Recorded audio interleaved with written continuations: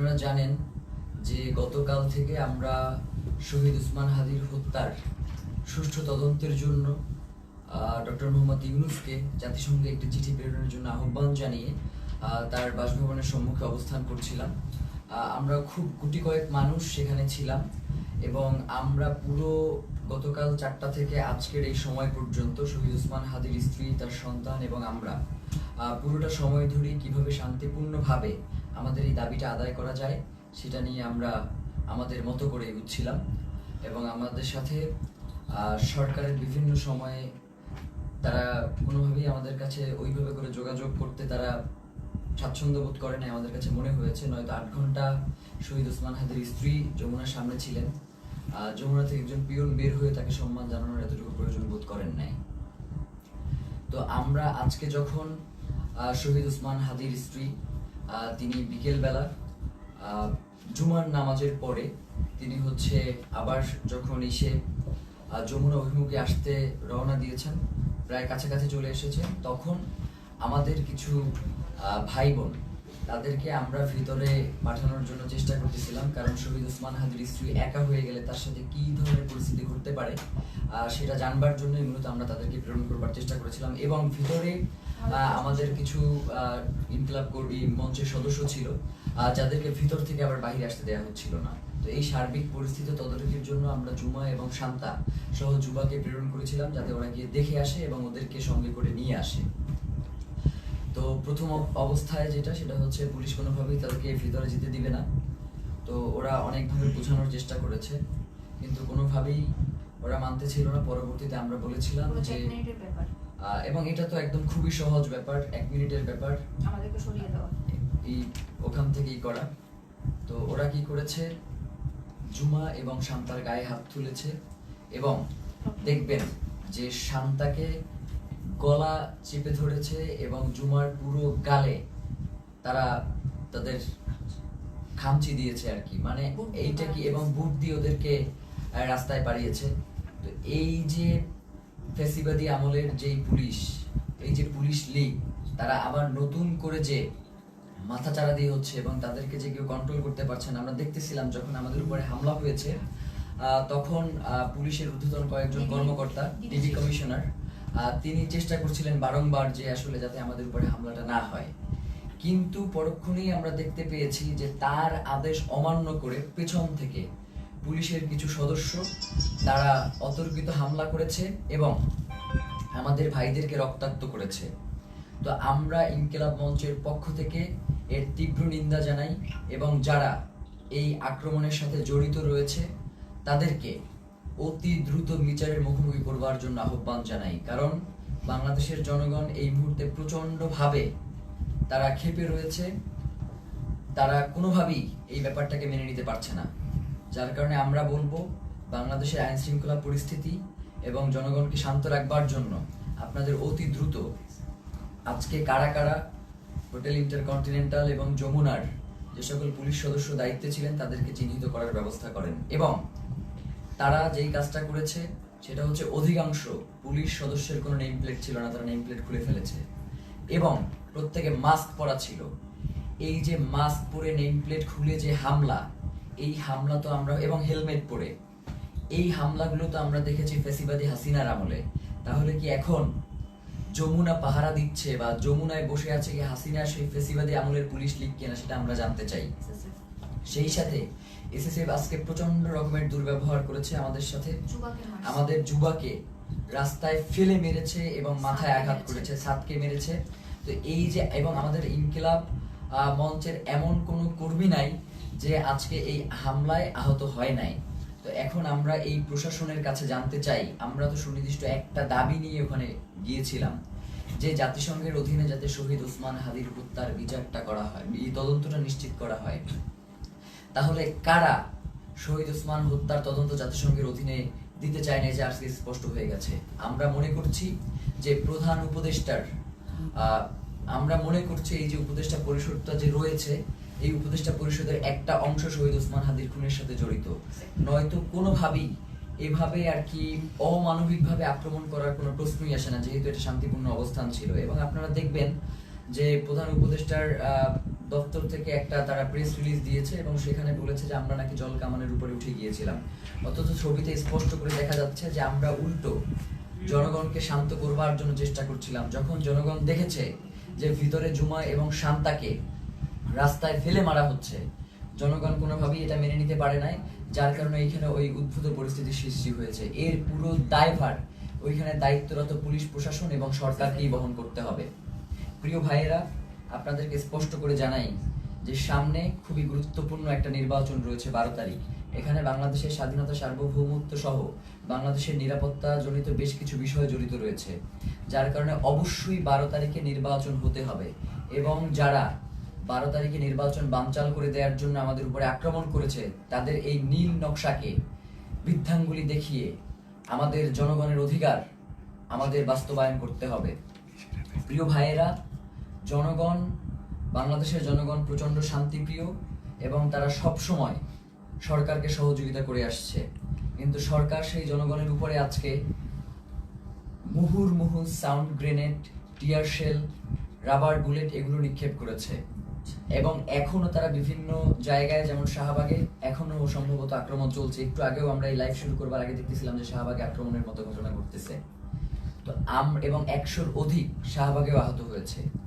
তো এই যে পুলিশের ন্যাক্কারজনক হামলা এবং তাদের যে লাগাম টেনে ধরা হচ্ছে না, তারা বলছে, মানে আপনি একটা জিনিস খেয়াল করেন, তারা বলছে যে আয় হাদির লাশ নিয়ে যা। মানে এইটা পুলিশের, মানে সে যদি আওয়ামী লীগ না হয়, সে যদি মানে সত্যিকার অর্থেই কোনো পুলিশ সদস্য হয়ে থাকে, তাহলে তার এই ধরনের কথা বলবার কোনো প্রশ্নই আসে না। তো আমরা স্পষ্টভাবে বুঝতে পারছি যে বর্তমান পুলিশ প্রশাসনের এই যে আওয়ামী লীগ গোষ্ঠী যারা এখন পর্যন্ত রয়ে গেছে, তাদেরকে ছাঁটাই করবার না করবার কারণে এই ধরনের উদ্ভূত পরিস্থিতি তৈরি হয়েছে।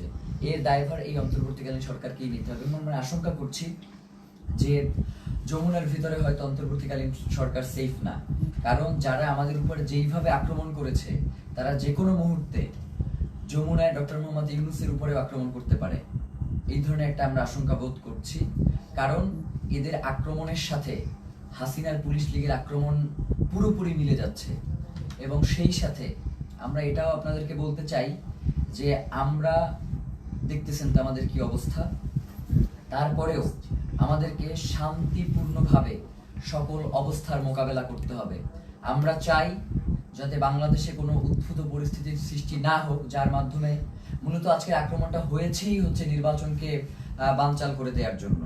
সুতরাং এই নির্বাচন অবশ্যই হতে হবে এবং সেটা 12 তারিখেই হতে হবে। এবং যারা নির্বাচন বানচাল করতে চায় তাদেরকে আমাদের রুখে দিতে হবে। আমরা কোনোভাবেই এই নির্বাচনকে বানচাল করতে দিব না, কারণ বাংলাদেশের জন্য এই নির্বাচন অত্যন্ত গুরুত্বপূর্ণ। প্রিয় ভাইয়েরা, সেই সাথে আমরা আপনাদেরকে স্পষ্ট করে যে জিনিসটা জানাতে চাই, সেটা হচ্ছে শহীদ ওসমান হাদির হত্যার যে তদন্ত, সেটা জাতিসংঘের অধীনেই হইতে হবে।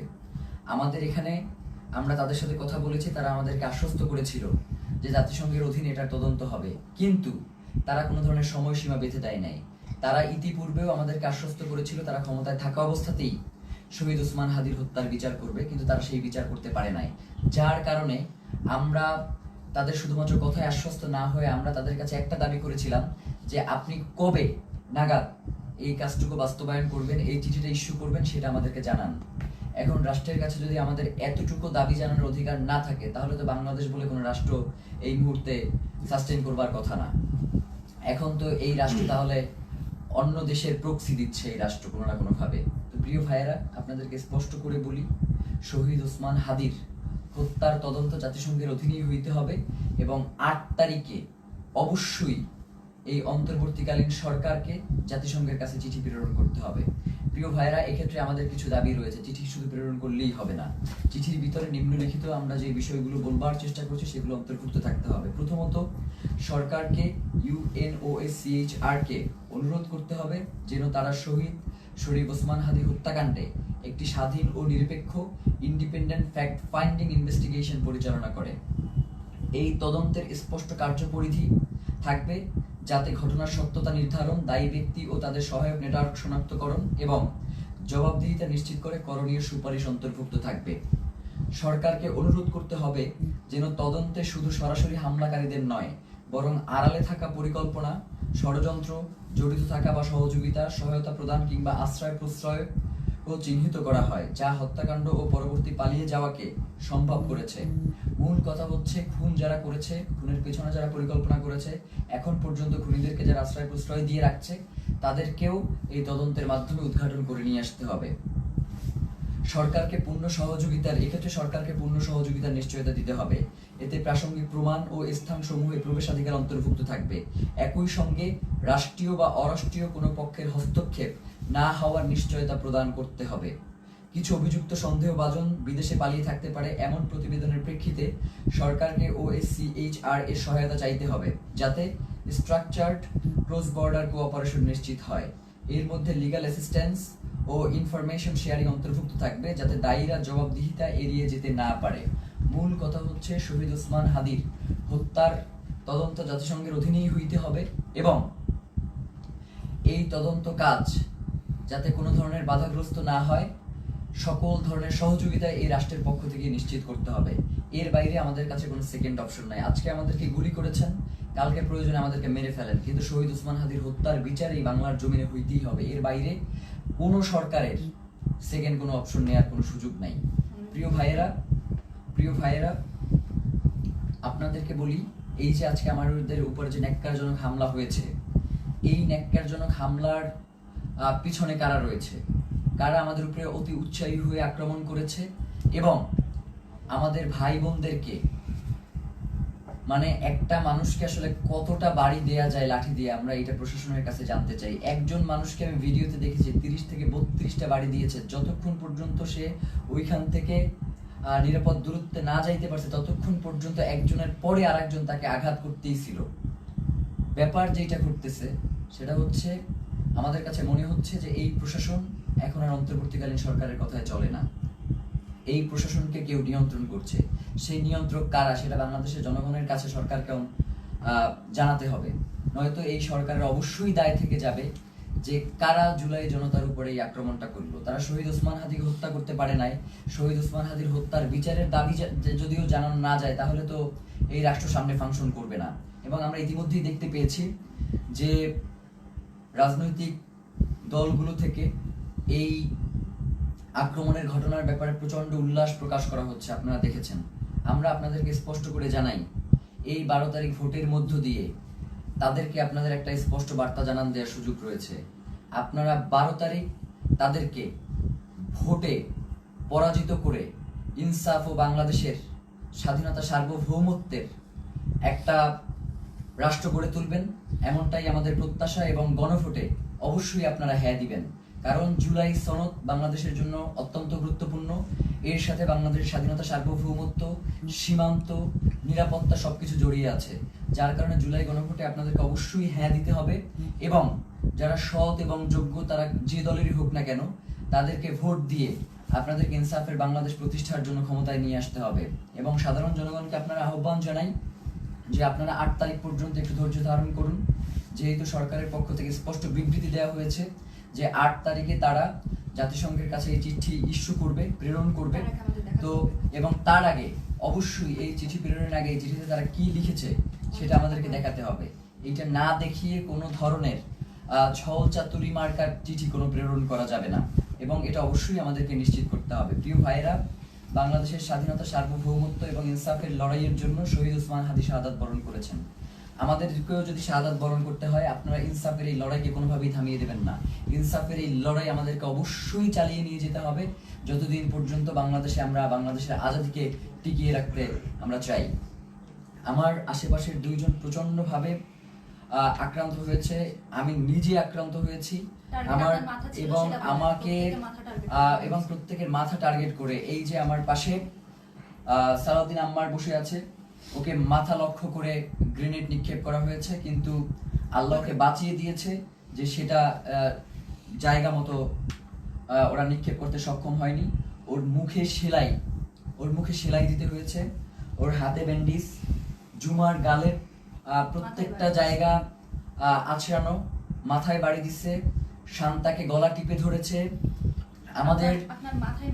আমাদের এবং ইনকিলাব মঞ্চের যারা ভিতরে ছিল, আমাদেরকে ওখান থেকে ওখান থেকে আমাদেরকে গুলি করে রাবার বুলেট নিক্ষেপ করে সরিয়ে দেওয়ার পরে তারা আমাদের যে সকল ভাই ভিতরে আটকা ছিল, শত শত পুলিশ গিয়ে তাদেরকে নির্বিচারে পিটিয়েছে। ফাহিম সহ 2-3 জনের হাত ভেঙে গিয়েছে এই পিটানে। আমরা আমাদের আরেকজন কর্মী যার অবস্থা খুবই সংকটাপন্ন ছিল, যাকে অক্সিজেন দিয়ে তারপর হসপিটালে নিয়ে আসতে হয়েছে এবং তাকে প্রচন্ডভাবে মাথায়, হাতে, কোমরে সব জায়গায় এত পেটানো হয়েছে যে সে এখন ট্রমাটাইজড।